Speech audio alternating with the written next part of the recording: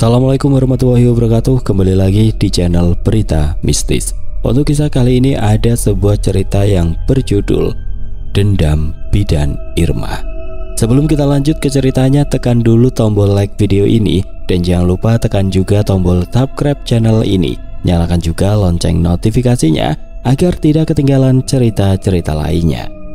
Dan buat teman-teman yang pengen belanja-belanja, nanti silahkan saja klik etalase yang ada di pojok kiri bawah, atau teman-teman bisa kunjungi link pembelian yang ada di kolom deskripsi.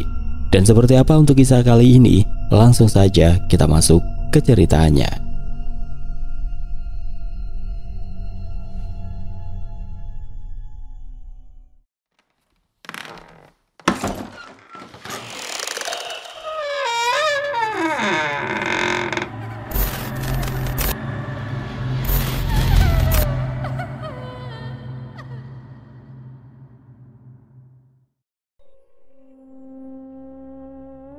Bau asap knalpot dan klakson yang meraung-raung adalah lagu pengantar yang menyambut keluarga Robby dan Wulan di setiap akhir pekan. 8 orang di dalam mobil Robby dan Wulan, 4 anak mereka Sulaiman, Cakra, Hanan, dan si bungsu Aisyah, serta 2 saudara kembar, Aji dan Linda. Semuanya sudah mencapai batas kelelahan mental dari hiruk-pikuk Jakarta.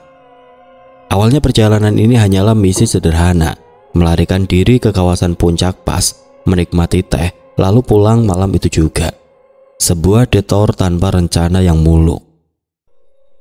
Di kursi depan Robby 40-an tahun yang menyetir mengusap lehernya yang pegel.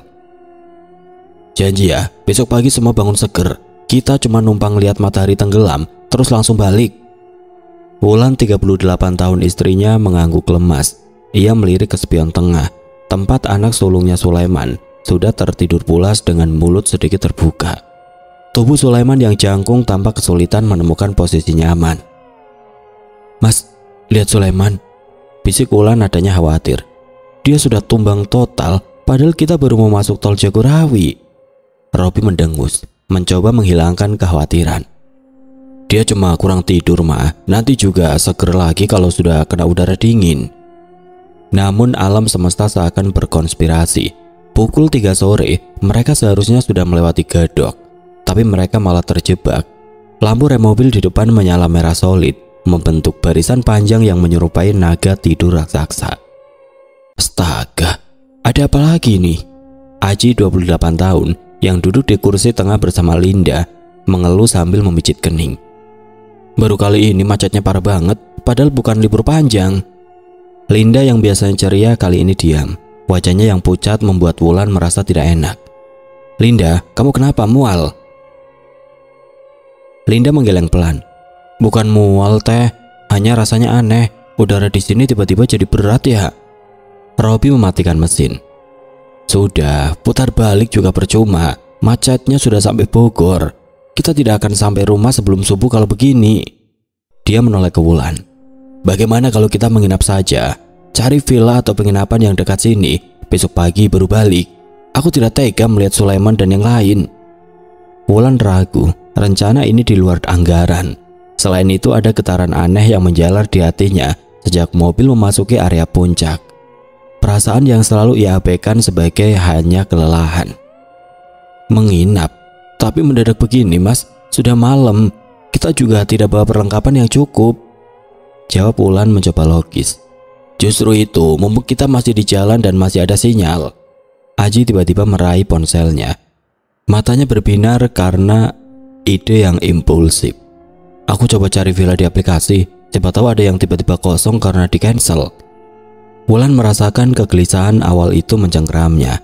Sebuah suara halus, seperti bisikan angin dari luar jendela, seolah memperingatkan jangan. Namun sebelum Wulan sempat mengeluarkan protes, Aji sudah menemukan sesuatu. "Dapat, ya ampun, rezeki anak soleh," seru Aji penuh kemenangan. "Namanya Villa Melati, agak masuk gang, ratingnya lumayan dan harganya gila, murah banget. Mereka kasih diskon 70%. Pemiliknya bilang villa ini baru kosong hari ini karena tamu sebelumnya mendadak pergi." Aji sudah menekan tombol pesan sekarang dan melakukan pembayaran. Semuanya terjadi begitu cepat dalam waktu kurang dari 2 menit.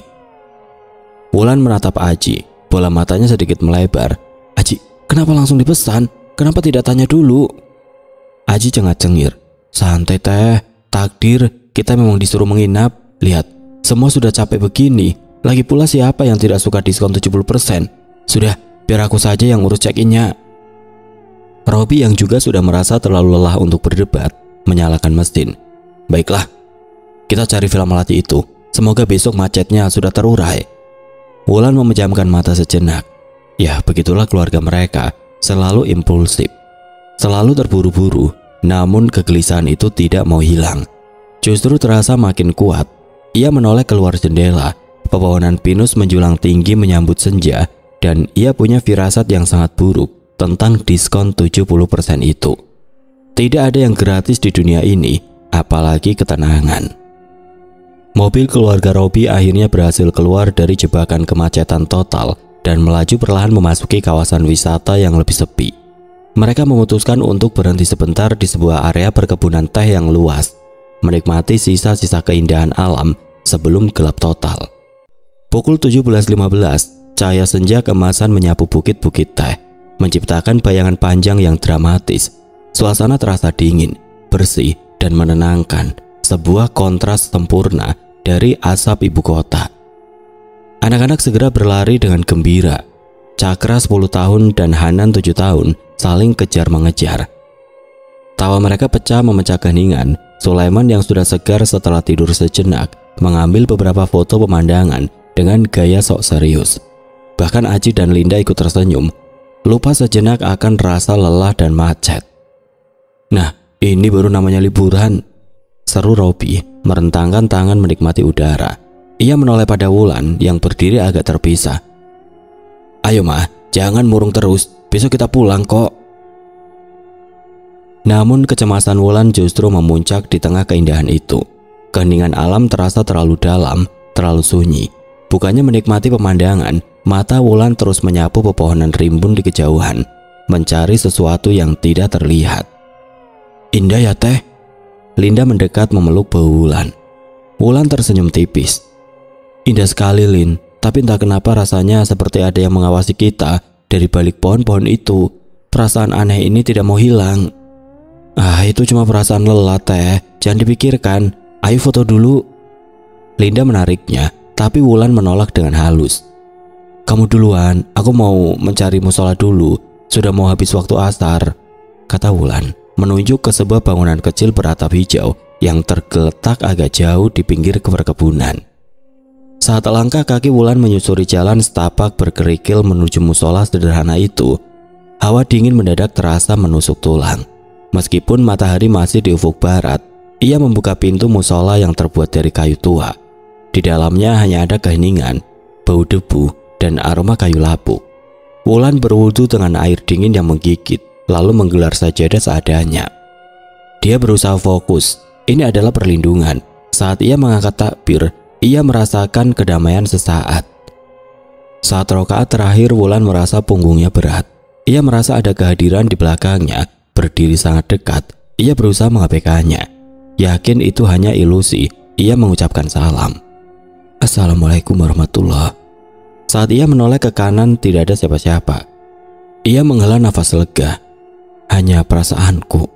Namun detik ia menoleh ke kiri mengucapkan salam kedua, sebuah suara berat, tua, dan sangat jelas berbisik tepat di telinganya. Suara itu terasa seperti angin dingin yang menusuk gendang telinga, mengalahkan suara jangkrik dan angin. Tinggalkan tempat ini cucuku, jangan pernah menengok ke belakang. Dia sudah menyambutmu. Wulan membeku di tempat, lututnya lemas, ia tidak melihat sosok. Tapi kata-kata itu begitu nyata, begitu tegas. Itu bukan suara orang biasa, itu adalah perintah, sebuah peringatan yang menusuk dari alam lain. Seluruh tubuhnya menggigil hebat. Ia tidak berani menoleh lagi ke musola yang gelap. Kepanikan yang sejak tadi ia tahan akhirnya meledak. Dengan tangan gemetar, ia cepat-cepat melipat sajadah dan mukena. Gerakannya terburu-buru, seperti ingin melarikan diri dari maut. Ia tidak peduli lagi pada keindahan senja atau tawa anak-anaknya. Ia hanya ingin pergi, sekarang juga. Wulan setengah berlari kembali ke tempat parkir mobil. Wajahnya yang pucat pasti menarik perhatian Robby. "Mah, kamu kenapa? Wajahmu seperti melihat hantu," tanya Robby sambil memegang bahu istrinya. Wulan mencengkeram lengan Robby, matanya memancarkan ketakutan murni. Mas, kita harus pergi sekarang juga. Jangan tunggu maghrib Mas, tolong, aku mohon." Anak-anak yang melihat kepanikan ibunya ikut berhenti bermain. Linda dan Aji saling pandang. "Ada apa Teh Wulan? Kenapa tiba-tiba begini?" tanya Aji bingung. "Tidak ada waktu menjelaskan Mas, tolong nyalakan mobil, kumpulkan semua barang cepat," perintah Wulan dengan nada suara yang nyaris histeris. Ia bahkan sudah mengambil tas kecil dari tangan Linda dan mulai memasukkannya ke dalam mobil. Melihat kengerian yang nyata di mata istrinya, Robby tidak lagi membantah. Dia tahu Wulan tidak pernah segugup ini tanpa alasan kuat. Baik, semua dengar. Masuk mobil cepat, ayo. Cakra, Hanan, Sulaiman, masuk," teriak Robby memecah suasana damai di perkebunan teh. Di tengah hiruk-pikuk keluarga yang bergegas masuk mobil, Wulan sempat menoleh sekilas ke arah musola.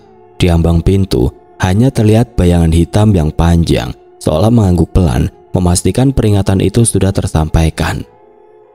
Udara di puncak mulai berubah menjadi dingin menusuk. Hanya butuh beberapa menit bagi keluarga Robby untuk mengemasi diri dan barang-barang.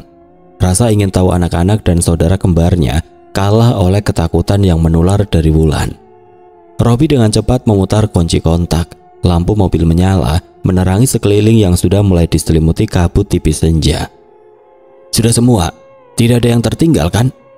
tanya Robby, suaranya tegang. "Semua sudah di dalam Mas, jalan cepat," desak Wulan. Sudah duduk di kursi depan, pandangannya terus tertuju ke spion tengah, mengawasi musola yang kini tinggal siluet gelap. Mobil mulai bergerak perlahan, namun tiba-tiba Wulan meminta Robby untuk berhenti sebentar. "Kenapa, Mah? Ada yang ketinggalan?" tanya Robby cemas. Wulan menggeleng. "Tunggu sebentar Mas, ada yang belum aku ucapkan." Ia memejamkan mata sejenak, mengambil nafas dalam-dalam, lalu membuka kaca mobil sedikit. Angin dingin berembus masuk, membawa serta aroma tanah basah dan daun pinus. Wulan mengangkat kedua tangannya di depan dada, sedikit membungkuk ke arah perkebunan teh yang mulai menghilang di balik kabut. Ini adalah kebiasaan lama yang diajarkan neneknya, sebuah tata krama spiritual yang sering ia lupakan di kota. Namun teringat mendadak saat bahaya mendekat. Dengan suara yang sengaja dibuat jelas dan tenang, Wulan berujar, "Permisi, maafkan kami yang telah mengganggu ketenangan kalian. Kami hanya menumpang sebentar, kami pergi, kami tidak membawa apa-apa, dan kami mohon jangan ada yang mengikuti. Assalamualaikum." Selesai mengucapkan salam dan permisi, Wulan dengan cepat menutup kaca mobil. "Sudah Mas, ayo jalan." Baru saja Robby menginjak gas, seketika itu juga seluruh keluarga terperajat. Suara tawa melengking, khas anak kecil yang nakal dan nyaring, terdengar sangat dekat. Tawa itu terdengar seperti suara anak yang sedang bermain, namun nadanya sangat jahat dan mengejek. Suara tawa itu tidak datang dari luar jendela, melainkan seolah-olah tepat di atas atap mobil mereka. Cakra menangis histeris. "Mama, ada suara di atas mobil kita. Siapa itu?" Robby yang paling rasional di antara mereka mencoba menenangkan. "Jangan panik, itu mungkin monyet. Di sini banyak monyet." Namun Linda, Aji, dan Wulan tahu itu bukan monyet. Tawa itu diikuti oleh sebuah suara yang sama sekali berbeda. Suara anak laki-laki dengan intonasi yang sedikit serak dan berat, seperti dicekik. Suara itu terdengar mengejek, pelan, namun jelas bagi semua orang di dalam mobil, seolah-olah kepalanya berada tepat di atas kaca depan. "Iya Teh, tenang, kami tidak ikut, tapi kami sudah menunggu di rumah baru. Sampai jumpa lagi Teh, sampai jumpa." Setelah ucapan menyeramkan itu, semuanya sunyi. Tawa melengking itu menghilang secepat ia datang. Seluruh anggota keluarga di dalam mobil membeku dalam ketegangan yang mencekik. Sulaiman, si sulung yang biasanya kalem, kini memeluk adiknya Aisyah. "Apa itu tadi?" tanya Aji. Suaranya bergetar hebat. Dia menoleh ke belakang ke arah Linda. Linda hanya bisa menggeleng, air matanya sudah menetes. Itu bukan monyet, Ji. Itu yang namanya Buyung yang sering diceritakan kakek." Wulan menoleh ke belakang menatap Linda dengan tatapan mata penuh tanya. "Buyung siapa, Lin? Kamu tahu sesuatu?" Aku tidak tahu teh, aku hanya pernah dengar kakek bilang kalau ada tawa anak kecil di tempat asing, itu Buyung yang suka menggoda. Dia suka mengantar tamu ke rumahnya. Bisik Linda, wajahnya sepucat kertas. Robi mengemudi dengan kecepatan tinggi, mencoba meninggalkan kawasan itu secepat mungkin. Nafasnya memburu, ia berusaha meyakinkan dirinya sendiri bahwa itu hanyalah halusinasi massal yang disebabkan oleh kelelahan. Sudah, diam semua, jangan bahas lagi. Kita hanya butuh istirahat, itu hanya angin. Bentak Robi, lebih kepada dirinya sendiri daripada kepada keluarganya. Malam itu perjalanan dari perkebunan teh menuju lokasi Villa Melati terasa sangat panjang. Kabut semakin tebal, lampu mobil memecah kegelapan yang pekat. Ketegangan di dalam mobil begitu padat, setiap hembusan nafas terdengar keras. Mereka semua tahu, malam ini mereka bukan hanya berhadapan dengan kemacetan, tetapi juga dengan sambutan dari penghuni alam lain. Perjalanan yang mencekam di tengah kabut membuat Robi harus ekstra hati-hati. Kecepatan mobil ia turunkan, namun ketegangan di dalamnya tidak mereda. Semua orang terdiam, terperangkap dalam ketakutan atas tawa dan sapaan menyeramkan dari Buyung tadi.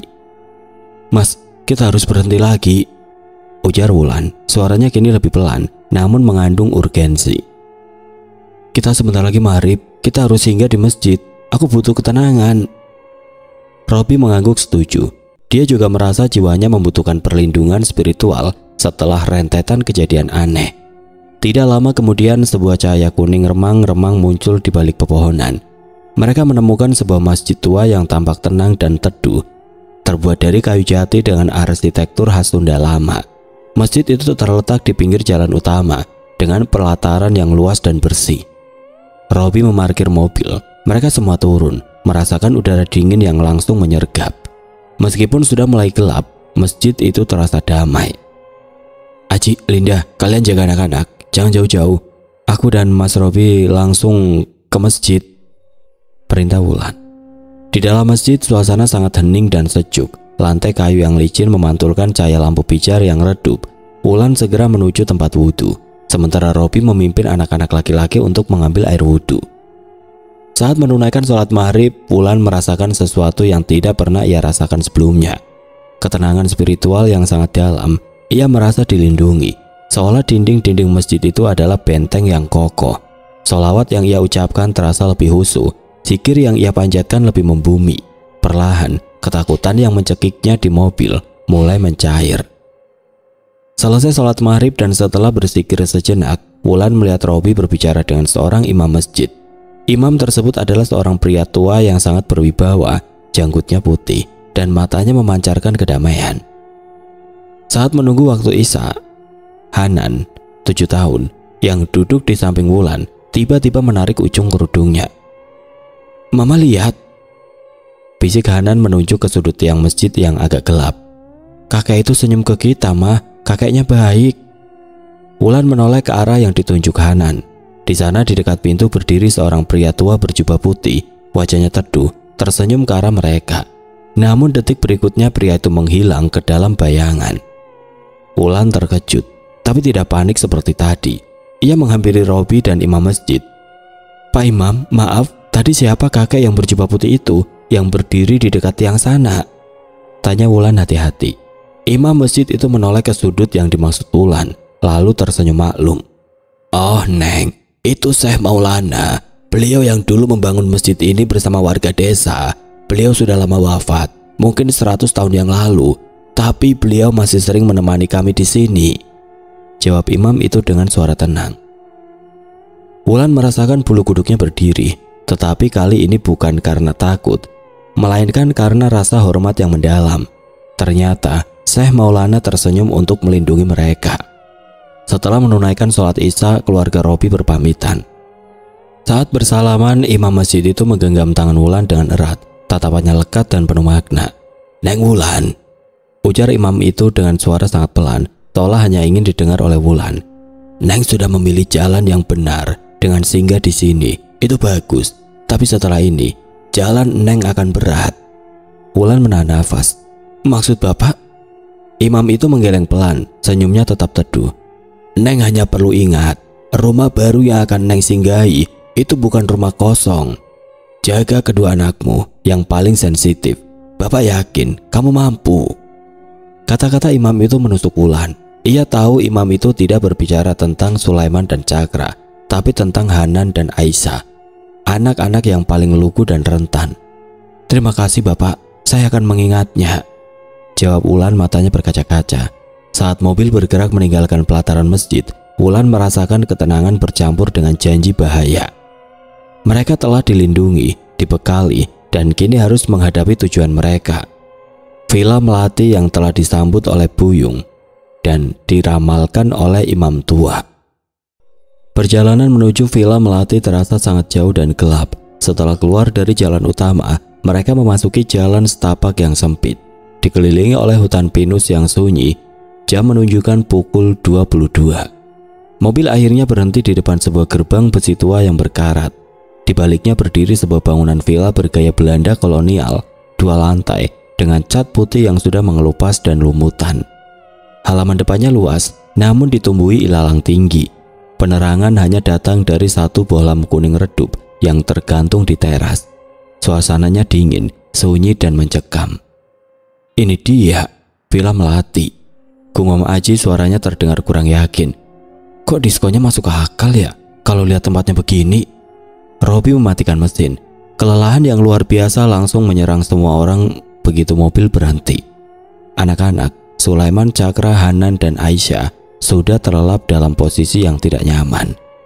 Aji dan Robi turun lebih dulu untuk membuka gerbang dan mengambil kunci dari kotak penyimpanan yang telah diinstruksikan oleh pemiliknya. Wulan karena terlalu fokus memastikan anak-anak tidak kedinginan, melupakan kebiasaan emas yang selalu ia lakukan setiap memasuki rumah baru, mengucapkan salam. Saat Robi berhasil membuka pintu depan yang berdecit nyaring, mereka semua bergegas masuk.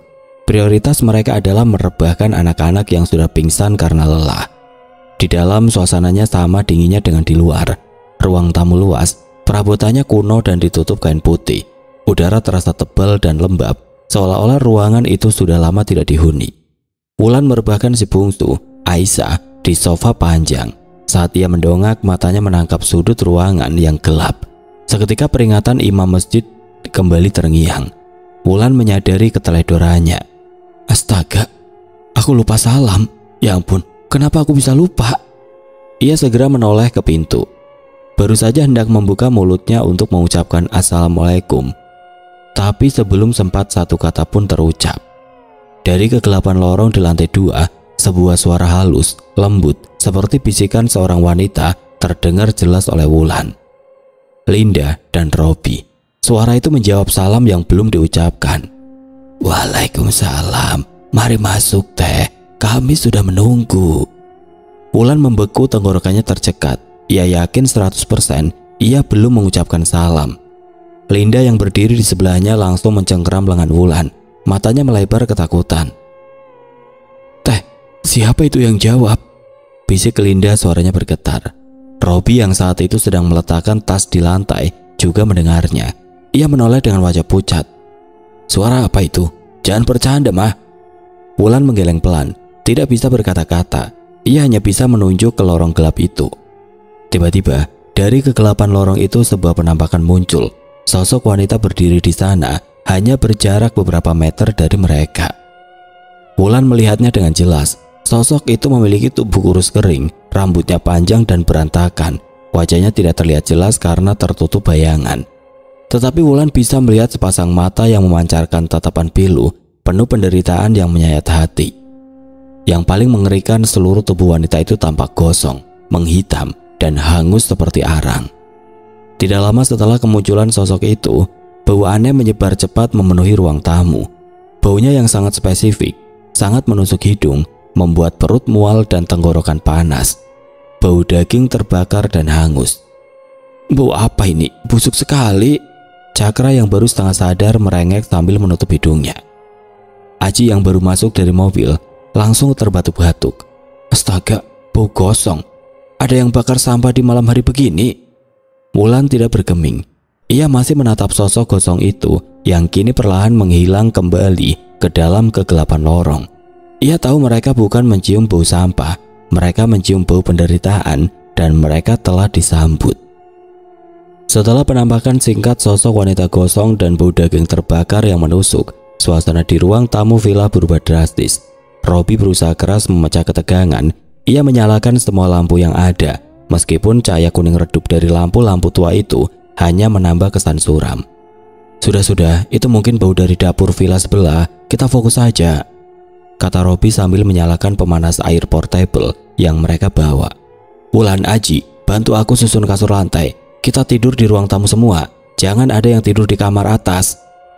Wulan, meski jantungnya masih berdebar kencang, mencoba mengikuti instruksi suaminya. Mereka bersama-sama menggelar kasur lantai, bantal dan selimut yang dibawa dari Jakarta. Mereka mencoba membangun lingkaran pertahanan fisik dan mental. Saat mereka sibuk menata kasur, Linda menyikut Wulan pelan. Teh, kamu kenapa sampai lupa salam? Biasanya kamu yang paling cerewet soal itu. Wulan menghela nafas panjang, tatapannya kosong. Entahlah Lin, aku terlalu lelah, lupa sama kebiasaan baik itu. Padahal ibu selalu bilang, kalau mau masuk ke rumah baru, apalagi yang lama kosong, jangan pernah lupa minta izin. Kalau lupa, itu artinya kita mengizinkan mereka yang lebih dulu ada untuk menyambut kita. Sudah teh, jangan disalahkan diri sendiri. Linda mencoba menenangkan, meskipun ia tahu keteledoran kecil itu berakibat fatal. Tidak lama kemudian semua anak dan anggota keluarga sudah merebahkan diri di kasur lantai, berdekatan satu sama lain. Kelelahan fisik benar-benar mengalahkan rasa takut. Bahkan Wulan yang paling cemas tidak kuasa menahan kantuk. Ia tertidur pulas, kepalanya bersandar pada bahu Robby. Hanya Robby, Aji dan Linda yang masih terjaga. Mereka duduk bersandar ke dinding, membuat posko jaga malam. Mencoba bersikap normal, Robby sibuk membuka peta untuk rencana perjalanan besok. Aji memainkan game di ponsel, meski sesekali menoleh cemas ke arah lorong gelap, dan Linda pura-pura membaca buku. Pukul 23.45, suasana hening, kecuali suara nafas anak-anak yang teratur. Tiba-tiba, mata Linda menangkap gerakan di luar jendela ruang tamu, yang tingginya menjulang hingga ke langit-langit. Jendela itu menghadap ke halaman belakang yang gelap total. Linda menyikut Aji. Ci, lihat itu. Aji dengan malas menoleh. Di luar jendela terhalang sedikit oleh tirai tipis yang berdebu. Sosok wanita gosong yang dilihat Wulan tadi kini berdiri tegak di tengah kegelapan, mengamati mereka semua dari luar. Sosok itu tidak bergerak, hanya berdiri diam dengan tatapan pilu, tetapi kali ini matanya memancarkan rasa kepemilikan. Robby dan Aji melihatnya. Tiga pasang mata itu terpaku pada bayangan yang menghitam di luar sana. Mereka bertiga tidak berani bergerak. Takut jika bergerak sedikit saja, sosok itu akan menerobos masuk. Tepat saat ketegangan mencapai puncaknya, dari luar jendela, suara wanita itu terdengar. Suaranya tidak lagi halus dan lembut, melainkan serak, tajam dan penuh ancaman yang dingin. Suara itu seolah datang dari tenggorokan yang hangus. Selamat datang, kalian sudah masuk. Akan kubawa satu di antara kalian untuk temanku. Satu orang untuk menemani aku di sini. Tawa serak itu kembali terdengar, membuat tiga orang yang berjaga itu merinding hebat. Sosok itu kemudian mengangkat tangan kanannya yang hitam dan hangus dan menunjuk tepat ke arah Wulan yang sedang tertidur pulas. Dia menunjuk Teteh, bisik Aji, suaranya tercekat. Robby segera berdiri, amarah dan ketakutan bercampur aduk. Ia ingin berteriak dan mengusir sosok itu, tetapi Linda menarik bajunya kuat-kuat. Jangan Mas Robby, jangan dilawan, dia hanya ingin memancing, bisik Linda matanya memohon. Robby menatap Wulan yang masih tidur nyenyak. Ancaman itu terasa nyata dan ditunjukkan padanya. Ia mengepalkan tangan, bersumpah dalam hati untuk melindungi keluarganya. Malam baru saja dimulai dan penghuni villa itu sudah menyatakan niatnya. Keheningan malam di Villa Melati terasa menyesakan, tidak dipecahkan oleh suara jangkrik atau angin, melainkan oleh keheningan yang mati. Robby, Aji dan Linda berusaha tidur setelah ancaman mengerikan dari luar jendela.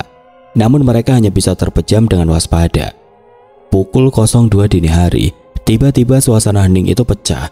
Sebuah rintihan pilu terdengar, bukan rintihan biasa, melainkan suara seorang wanita yang sedang menahan rasa sakit luar biasa dan keputusasaan. Suara itu berasal dari lantai atas, namun terasa sangat dekat, seolah-olah wanita itu merintih tepat di atas kepala mereka yang berbaring di ruang tamu. Cakra, 10 tahun, dan Aji menjadi orang pertama yang terbangun dan terperajat. "Astaga, suara apa itu?" bisik Cakra, memeluk erat lengan kakaknya Sulaiman yang masih setengah sadar. Rintihan itu berulang, lebih keras, disusul dengan suara ceklak-cekluk seperti seseorang sedang menyeret benda berat di lantai kayu atas. Bersamaan dengan rintihan itu, bau gosong dan anyir darah yang sempat mereka cium saat kedatangan kini datang lagi. Namun kali ini intensitasnya jauh lebih kuat. Bau amis darah yang kental bercampur dengan aroma daging terbakar yang membuat hidung perih.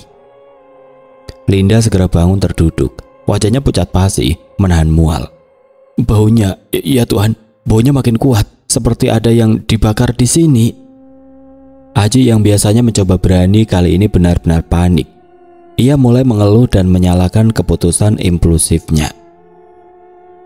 "Aku tahu ini salahku, seharusnya aku tidak pesan tempat terkutuk ini. Mas, kita harus pergi, sekarang juga," kata Aji. Suaranya naik 1 oktav hampir histeris. Robi memegang bau Aji kuat-kuat, mencoba menenangkan dirinya sendiri dan adik iparnya. "Tenang Ji, jangan panik. Kalau panik, dia makin senang." Linda yang sudah sangat ketakutan kini melampiaskan kemarahannya pada situasi. Linda marah karena merasa mereka semua terperangkap dalam bahayanya sendiri.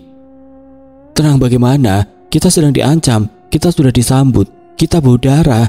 Ini bukan tempat wisata. Kita harusnya dengarkan Teh Wulan tadi di mobil," bentak Linda, air matanya sudah berlinang.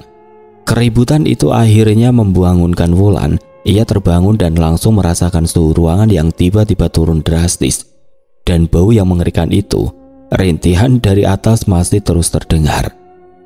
Wulan segera menyalakan lampu senter di ponselnya, menyinari wajah Robi, Aji dan Linda yang tampak tegang dan ketakutan. "Ada apa? Kenapa ribut? Suara apa itu?" tanya Wulan mencoba tetap tenang. "Itu rintihan dari atas Teh, bau gosongnya juga, kita harus keluar," jawab Linda setengah menangis. Saat Linda menoleh ke arah Wulan, ia menyadari ada yang salah. Wajah Wulan tampak sangat tenang, matanya menatap tajam ke arah langit-langit, dan ada aura dingin yang tiba-tiba mengelilingi Wulan. Wulan tidak menjawab Linda, tetapi suaranya yang keluar kini berbeda. Suara itu menjadi lebih berat, lebih tegas, dan jauh lebih berwibawa dari suara Wulan biasanya. "Sudah cukup, jangan membuat gaduh," ujar Wulan dengan suara yang asing. Ia menoleh ke Linda. "Linda, ini aku Lestari. Aku meraga sebentar di tubuh adikku." Lestari itu adalah nama kakak perempuan Wulan yang telah lama meninggal. Linda terhenyak. Ia mengenal betul nada bicara Lestari, kakak kesayangannya. "Kak Lestari, kamu datang?" Linda berbisik, tubuhnya gemetar antara haru dan takut. Sosok Wulan atau Lestari mengangguk kaku. "Aku datang untuk kalian. Ada yang berniat buruk pada adikku dan anak-anaknya. Kamu benar, Lin. Kalian tidak boleh pergi sekarang. Di luar sana dia sudah menunggu. Kalian harus bertahan di sini di lingkaran ini." Robi yang mendengar percakapan aneh ini menatap istrinya dengan bingung dan takut. "Ma, kamu kenapa, Ma? Siapa Lestari?" Wulan atau Lestari menoleh ke Robi. "Jangan takut, Robi. Aku Lestari. Suara tadi itu bidan Irma. Dia meminta ditemani. Kau harus kuat, lindungi adikku. Sekarang dengarkan aku baik-baik. Kumpulkan semua. Kita tidak bisa tidur lagi. Saatnya sholat. Berwudu sekarang dan sholat hajat. Minta pertolongan pada Yang Maha Kuasa. Itu satu-satunya pelindung kita yang sejati." Perintah itu terdengar sangat otoritatif. Meskipun bingung dan takut, ada keyakinan yang terpancar dari mata Wulan atau Lestari. Robi mengangguk patuh. Ia segera membangunkan Sulaiman dan anak-anak lainnya serta Aji untuk berwudu dan bersiap sholat di tengah rintihan pilu dan bau anyir yang masih menyeruak dari lantai atas. Pertempuran spiritual mereka akan segera dimulai. Pukul 2:30 dini hari, suasana di ruang tamu Villa Melati berubah menjadi tegang.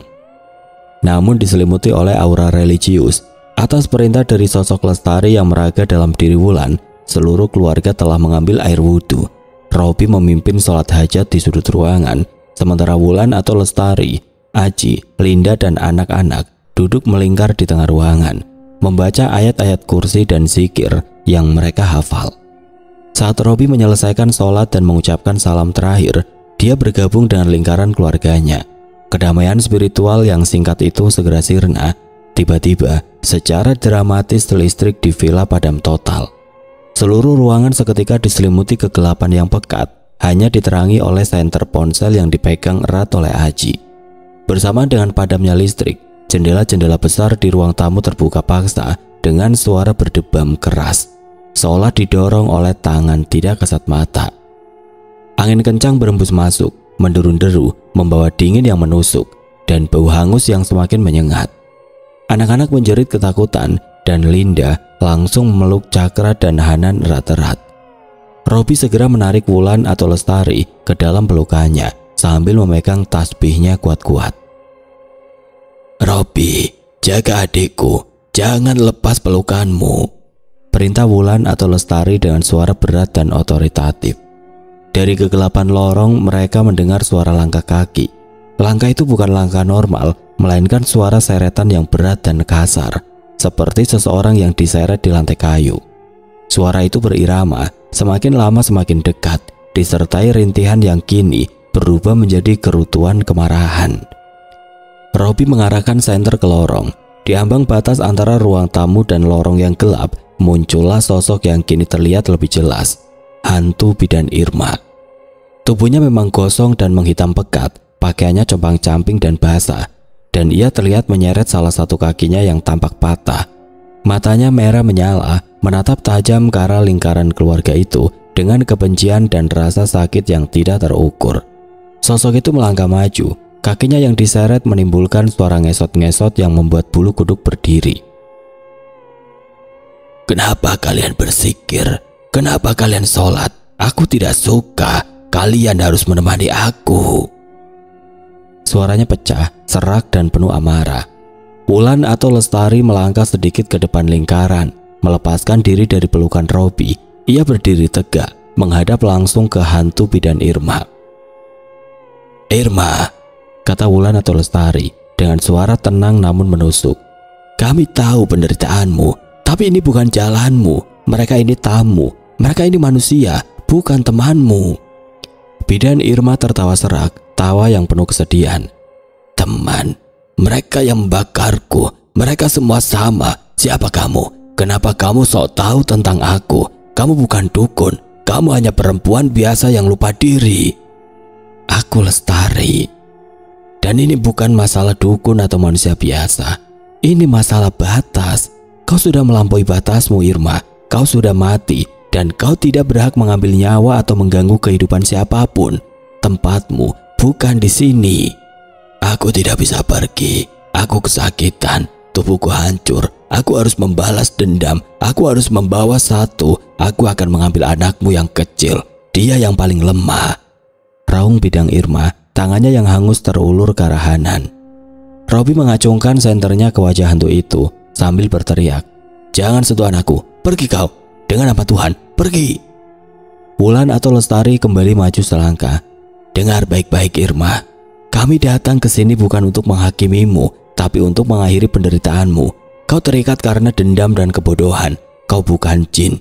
Kau adalah arwah yang tersiksa. Aku tahu kau adalah korban.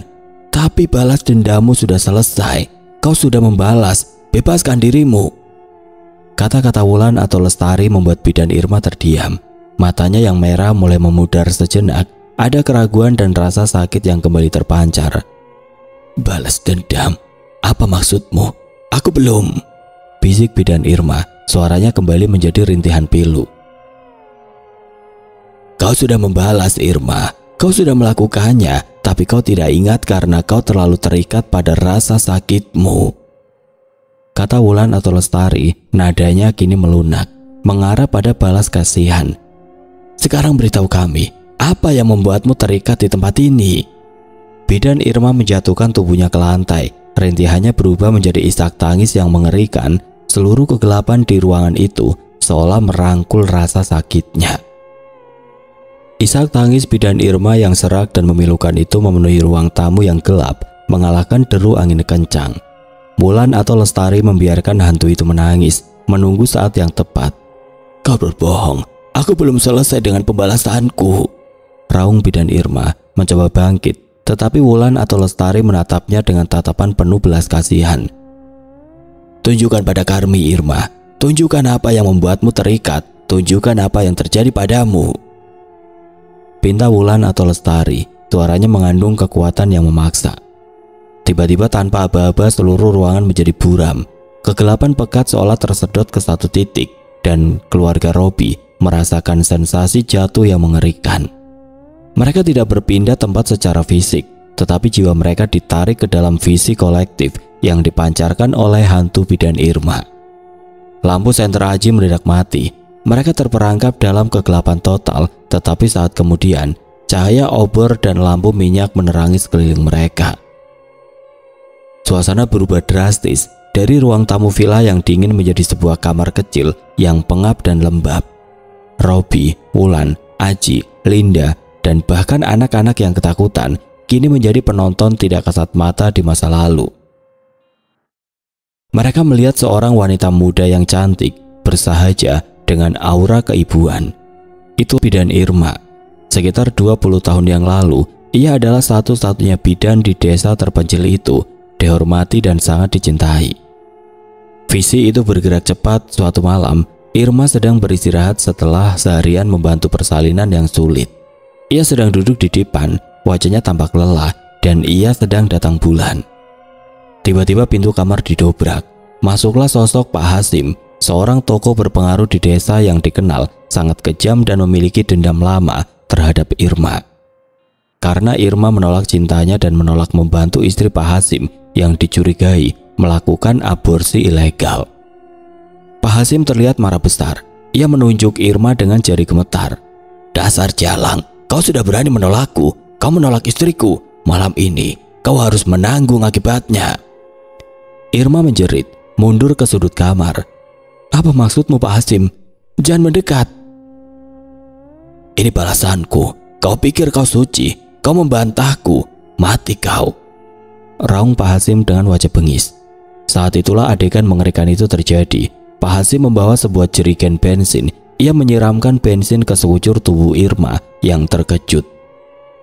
Irma menjerit ketakutan, tetapi tidak ada yang menolongnya. Pak Hasim kemudian melemparkan korek api. Dalam sekejap Irma berubah menjadi obor hidup. Api melahapnya dengan cepat. Irma berguling-guling. Rintihan kesakitan yang mereka dengar sejak tadi malam kini mereka saksikan sumbernya. Asap tebal memenuhi kamar itu, dan bau daging terbakar yang mereka cium di villa itu kini terasa sangat nyata. "Allahu Akbar, sakit sekali. Aku sedang haid. Kau membakarku saat aku kotor. Kau akan kena balasannya, Hasim. Aku sumpah, kau akan kena balasannya." Irma terus merintih dan menjerit hingga suara dan tubuhnya perlahan hangus dan berhenti bergerak. Keluarganya menangis. Menyaksikan tragedi kejam itu, Wulan memeluk anak-anaknya erat-erat. Air matanya membasahi pipi. Visi itu berakhir dan mereka kembali ke ruang tamu villa yang gelap. Bidan Irma yang hangus kini berdiri di hadapan mereka, menangis tanpa suara. Tubuhnya berguncang. Robi yang paling terpukul berlutut. "Ya Allah, kau dibakar hidup-hidup. Kami janji Irma, kami akan carikan sisa debu untuk tulangmu. Kami akan memakamkanmu dengan layak agar kau tidak lagi terikat di sini." Wulan atau Lestari menatap bidan Irma. "Irma, kau dibakar saat kau haid. Itu sebabnya kau sangat terikat dan marah. Kau dibunuh oleh dendam manusia. Tapi ingat perkataanku tadi. Kau sudah membalas, Irma. Katakan pada kami, apa yang terjadi pada Pak Hasim?" Bidan Irma mengangkat kepalanya. Matanya merah menyala. Senyum tipis yang dingin terukir di wajah hangusnya. "Pak Hasim, dia tidak bisa tidur nyenyak setelah aku mati. Dia selalu mendengar tawa Buyung 7 tahun setelah aku mati. Buyung membawanya ke dalam mimpi. Aku menyiram bensin ke tubuhnya di alam mimpi dan dia terbangun dalam kondisi gosong di kasurnya. Dia mati gosong dan aku mengambil jiwanya." Pengakuan bidan Irma membuat bulu kuduk keluarga merinding. Dendamnya memang telah terbalaskan, namun jiwanya tetap terikat karena ia tidak menemukan kedamaian dan tidak dimakamkan dengan layak. Wulan atau Lestari mengangguk. Tugasmu selesai Irma, kau sudah membalas. Sekarang biarkan kami membantumu. Izinkan kami memakamkanmu, kami akan membebaskanmu. Bidan Irma menatap Wulan atau Lestari. Tatapannya kini berubah dari kebencian menjadi permohonan. Tolong aku teh. Pagi hari akhirnya datang. Matahari pagi yang hangat menyinari ruang tamu Villa Melati yang berantakan. Lampu sudah menyala dan bau gosong serta anyir darah perlahan menghilang, digantikan oleh aroma tanah basah dan udara pegunungan. Atmosfer yang mencekam semalam sirna berganti dengan suasana tenang namun mengharukan. Keluarga Robi, meskipun lelah dan kurang tidur, kini diliputi tekad. Mereka tahu persis apa yang harus dilakukan. Robi segera menghubungi perangkat desa terdekat untuk meminta bantuan dan izin terkait penemuan kerangka atau sisa-sisa jasad di area villa lama. Wulan, Aji, dan Linda dibantu oleh Sulaiman yang kini sudah mengerti situasi, mulai mencari sisa-sisa debu dan tulang bidan Irma di sekitar kamar tempat tragedi itu terjadi semalam. Mereka menemukan sisa-sisa yang memilukan. Beberapa serpihan kecil tulang hangus dan abu yang terkumpul di sudut lantai kayu di lantai atas yang tertutup oleh tumpukan debu dan papan lapuk. Setelah proses yang emosional dan hati-hati, mereka berhasil mengumpulkan sisa-sisa tersebut ke dalam kain putih bersih.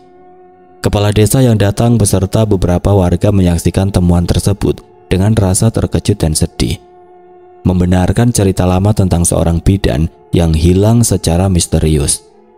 Dengan bantuan warga dan imam masjid tempat mereka singgah malam sebelumnya, proses pemakaman secara layak dengan tata cara Islam pun dilaksanakan. Sisa-sisa tubuh bidan Irma itu dibersihkan, dikafani, dan disolatkan. Proses pemakaman dilakukan di pemakaman umum desa tersebut. Wulan memimpin doa, memohonkan ampunan dan tempat terbaik bagi almarhumah bidan Irma. Seluruh keluarga Robi, warga desa, dan bahkan kerabat jauh bidan Irma yang sudah lama menganggap Irma hilang, kini hadir. Saat tanah terakhir ditutup di atas makam bidan Irma, keluarga Irma menangis. Bukan tangisan kesedihan karena kehilangan yang mendadak, melainkan tangisan haru karena akhirnya, setelah puluhan tahun arwah keluarga mereka dapat beristirahat dengan damai.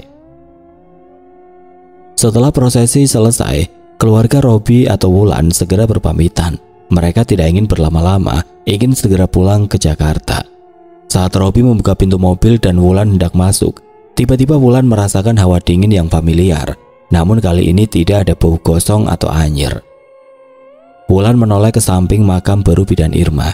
Di sana berdiri sosok bidan Irma, namun kini ia tampak cantik, utuh, dan mengenakan pakaian putih bersih. Wajahnya tidak lagi kosong dan penuh penderitaan, melainkan tersenyum teduh, memancarkan kedamaian yang sama seperti Syekh Maulana di masjid. Sosok itu menatap Wulan dengan tatapan penuh terima kasih. "Terima kasih teh." Suaranya kini lembut dan merdu.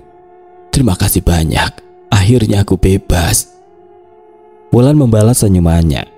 Air matanya menetes. "Selamat jalan Irma, semoga kau bahagia di sana." Bidan Irma mengangguk. Tepat sebelum sosoknya menghilang perlahan seperti uap di udara pagi, ia menyampaikan pesan terakhir yang misterius kepada Wulan. "Terima kasih teteh, masih banyak yang mesti kamu bantu. Jaga diri, jaga hati, jangan lupa dengan kebiasaan baik." Pesan itu menancap di hati Wulan. Masih banyak yang mesti ia bantu. Apakah ini hanya permulaan dari takdir spiritualnya? Keluarga Robi masuk ke dalam mobil. Mereka menempuh perjalanan pulang tanpa macet, tanpa ketegangan, dan tanpa gangguan. Mereka pulang dengan membawa pelajaran hidup yang sangat berharga, bahwa kelelahan fisik tidak boleh membuat mereka lupa akan keseimbangan spiritual dan tata krama terhadap alam sekitar. Dan bahwa terkadang hantu bukanlah musuh yang harus dilawan, melainkan jiwa tersiksa yang butuh dibebaskan. Oke teman-teman, sekian untuk kisah kali ini. Bagaimana menurut kalian tentang kisah ini? Tulis komentar kalian di kolom komentar. Dan buat teman-teman yang baru bergabung, jangan lupa untuk like, komen, share, serta subscribe channel ini. Dan nantikan kisah-kisah horor berikutnya. Tetap di channel Berita Mistis. Wassalamualaikum warahmatullahi wabarakatuh.